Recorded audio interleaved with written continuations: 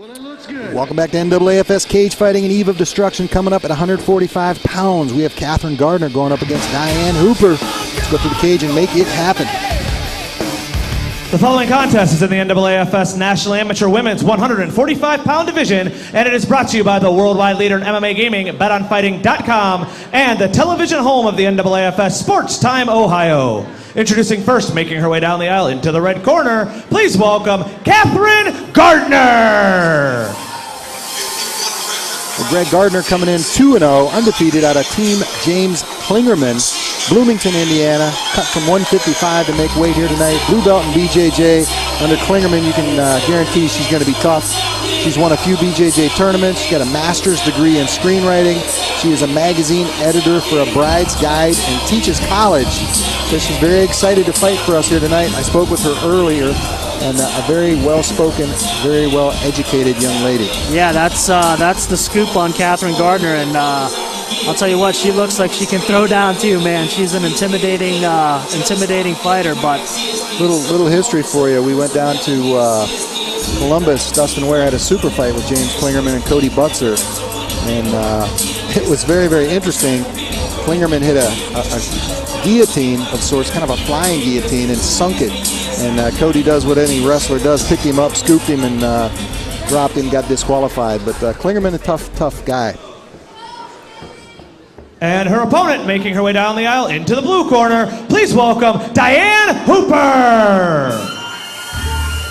Hooper Greg coming in also 2-0, straight up even with these guys. Drive out of Cincinnati, Ohio, 34 years old.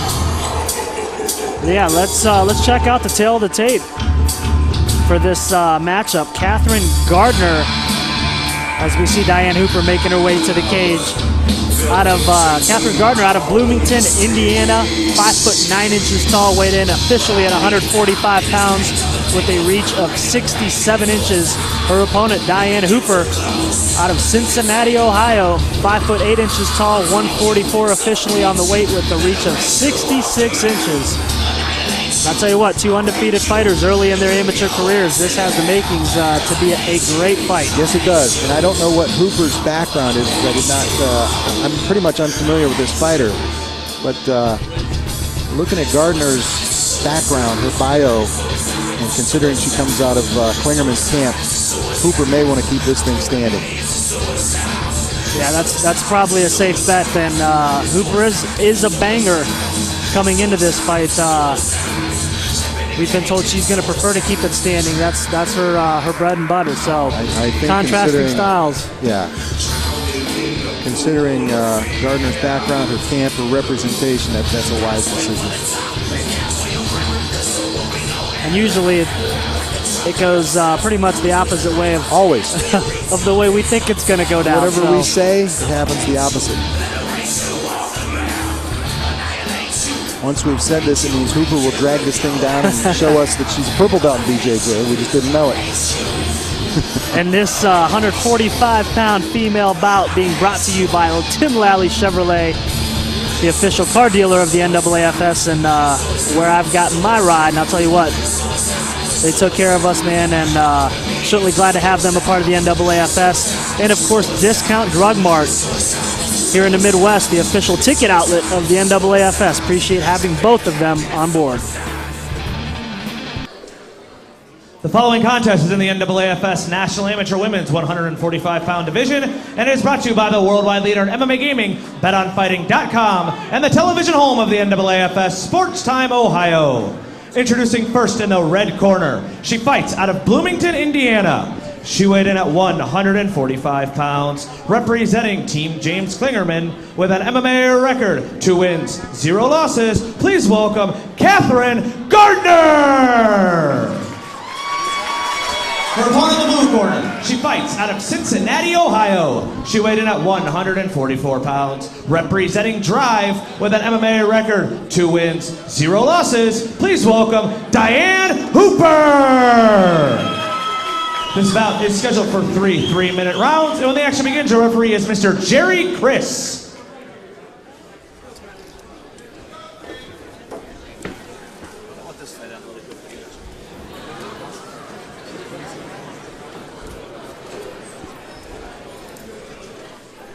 For fans at home,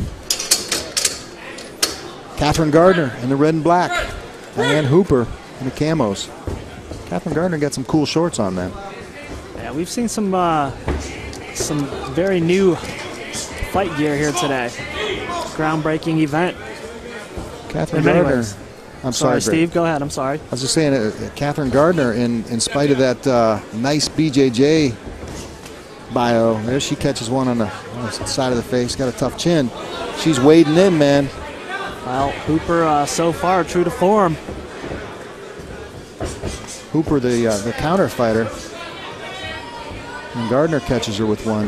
Both these girls tough.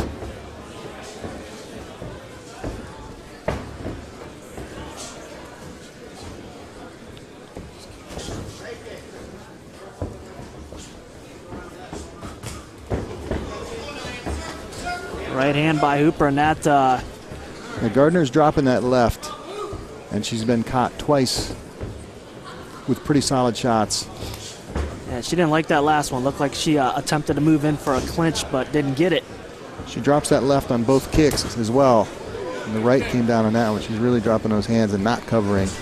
And Hooper's there it is again. that, Hooper brought that right across the top and capitalized on it. So Hooper is picking up on this. Oh, there's a big one. And I'll tell you, Gardiner wants to change the position of those hands or take this thing into another element, such as on the ground. She cannot keep doing that. Can't help but notice the resemblance here between Gardiner and Jessica Ai, a very popular female fighter here in the NAAFS. Not necessarily stylistically, but very similar. Now, I've heard that word a lot. Let's talk about that stylistically. Is that a word? I don't know if that's a real word. I always look over at my wife and I say, "Is that a word?" I want to know that. I think it is. I think it is. If not, it's going to be, because enough people are using it. I hear it on the UFC every time I watch it. Well, hey, if Joe Rogan says it, it's got to be a word, right? If not, it's going to be. Now, Gardiner is still dropping those hands, and Hooper is looking for it. Bang, there's a left. Man, she popped that right up the pike. Very, very nice timing. Hooper's showing some really, really good counter fighting here. Yeah, not a lot of power, but pretty technical and definitely has her timing down right now. And are you surprised so far here with about 20 seconds left in the round that we haven't seen? I'm blown away that Gardiner has not tried to take this to the ground as many times as she's been popped. And as intelligent as I know she is, I don't know. Maybe Klingerman's looking at this as development. Maybe he knows that she's got a tough jaw and they're going to work a little bit here this first round. Maybe we'll see something different in the second. Who knows? Interesting start to this fight. 145-pound female division. And she came out looking very, very good. I mean, she had a nice stalking approach to her boxing or kickboxing, but those hands are coming down and she's getting caught. And I'm sure we're going to take a look at some of those counter punches here. And definitely, we know who that first round went to, Diane Hooper. There's the right. Yeah, there's no question. Shouldn't be any question. There's the lovely Elise Arndt, one of the NAAFS and Bud Light Cage girls here tonight. As we look into the corner of Diane Hooper.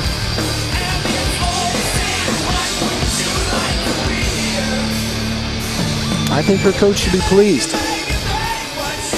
You know, she's not coming uncorked when she lands a shot. She's not losing her mind and trying to finish the fight just because she catches one. She's showing patience, discipline. She just needs a little more power. Looking in the corner of Kathryn Gardiner, a little bit of disappointment, maybe frustration on the face of Gardiner. Maybe some concern even. Well, I don't think you're gonna teach a fighter during a fight to keep their hands up. We're past that. So you're going to have to change strategies here at this point in the game. She's going to have to find a way to take the fight to the ground. It's not like she was totally being dominated there, but she was definitely outclassed on her feet. She was beat, and she's got a lot of opportunities. I don't think that, a single or a double is out of the question. Yeah, you at least have to make an attempt to see what that takedown defense is like. Test the waters. Round 2, we'll see what happens.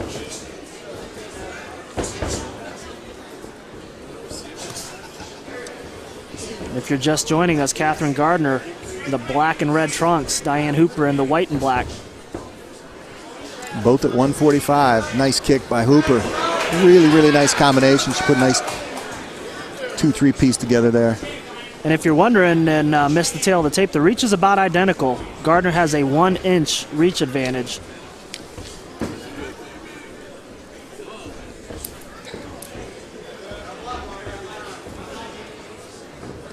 But right now, that's not on her mind. You'd have to think she's thinking of a way to try to shoot in and get this fight to the ground.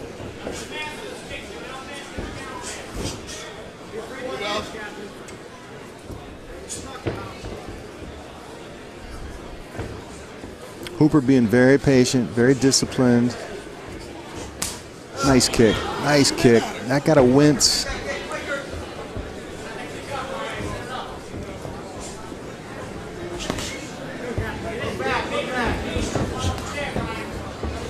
And we're just getting started here tonight. The historic Eve of Destruction. Some tremendous matchups still to come.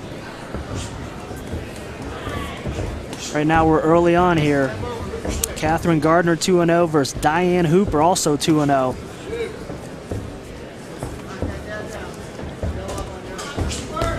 Another right. That one was on.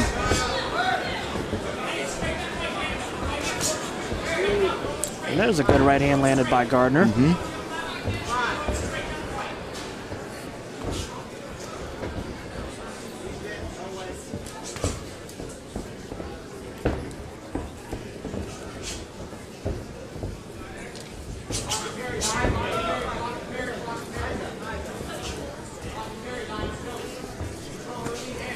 You know, Hooper is fighting a counter fight here, but she's not giving up a lot of cage. She's not backing up, not retreating. She's just doing a nice job. Yeah, she's sticking to her game plan. Calm, composed, taking the center of the cage.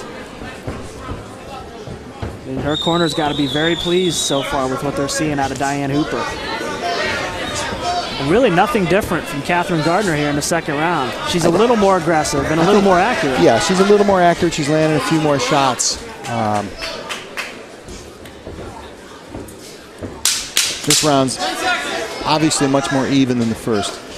I'd still got to give the slight edge to Hooper. Nice left by Hooper. Yeah, tighter round, but I would agree with you. Hooper with some interesting tattoos on that left leg. I noticed that.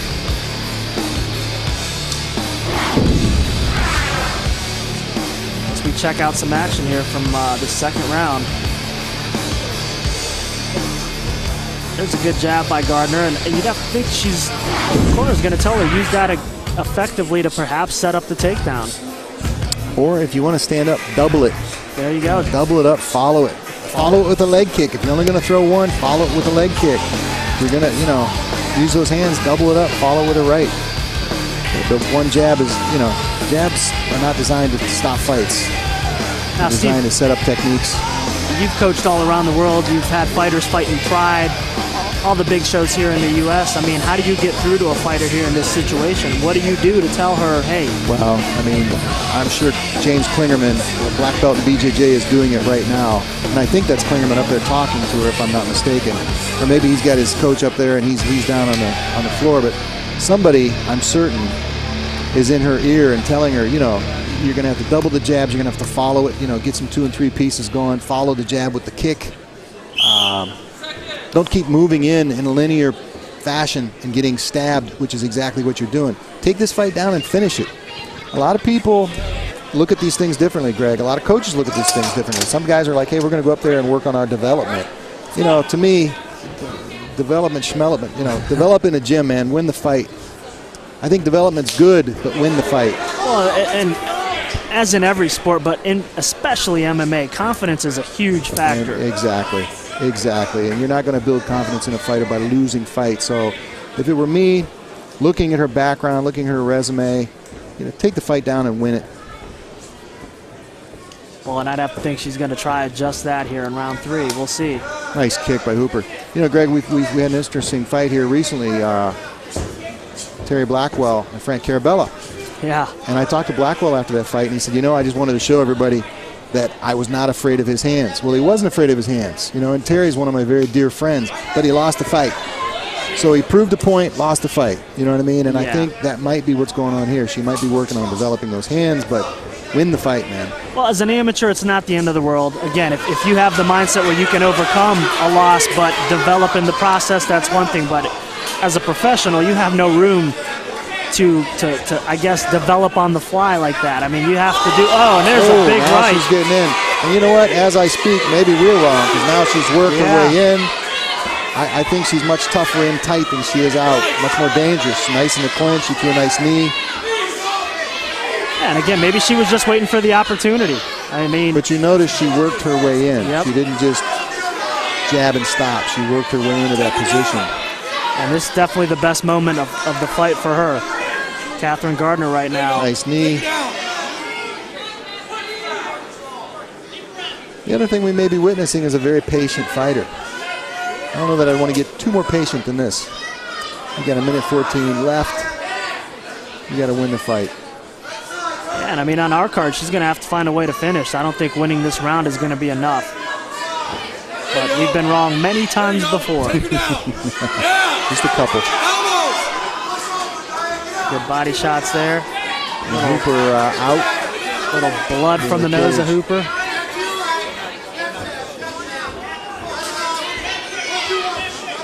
And Hooper wants to make something happen in the eyes of these judges. Tell you what, Gardner's right from Hooper. Looking at her facial expression, she's definitely turned it up a notch. Very determined. Moving forward and bringing it.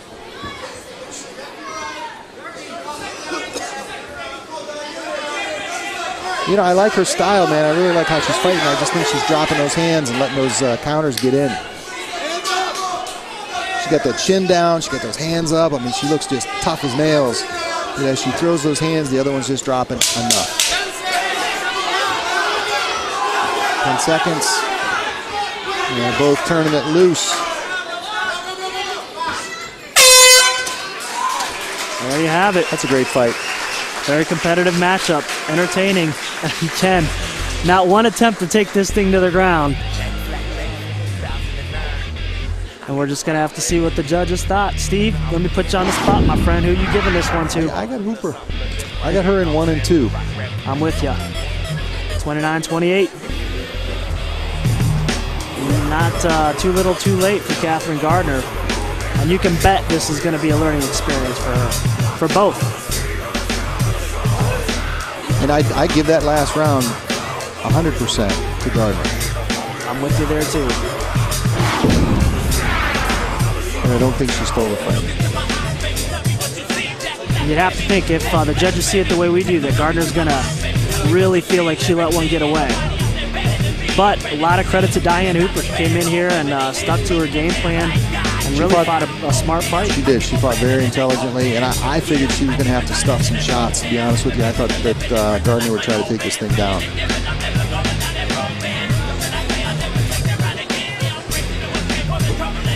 Looks like we have a decision. Let's make this one official. Ladies and gentlemen, a big round of applause for both of these NAAFS female warriors. After 3 rounds, we go to the judges' scorecards. Judge Sheila Mason scores about 30-29. Judge Mike Berry scores about 29-28. And Judge Karen Rocco scores about 29-28 for your winner by unanimous decision, Diane Hooper! Well, there you go. For once, we were right. Congratulations, Diane Hooper and Drive out of Cincinnati, Ohio. Very good fight on the part of both competitors, and we will be right back.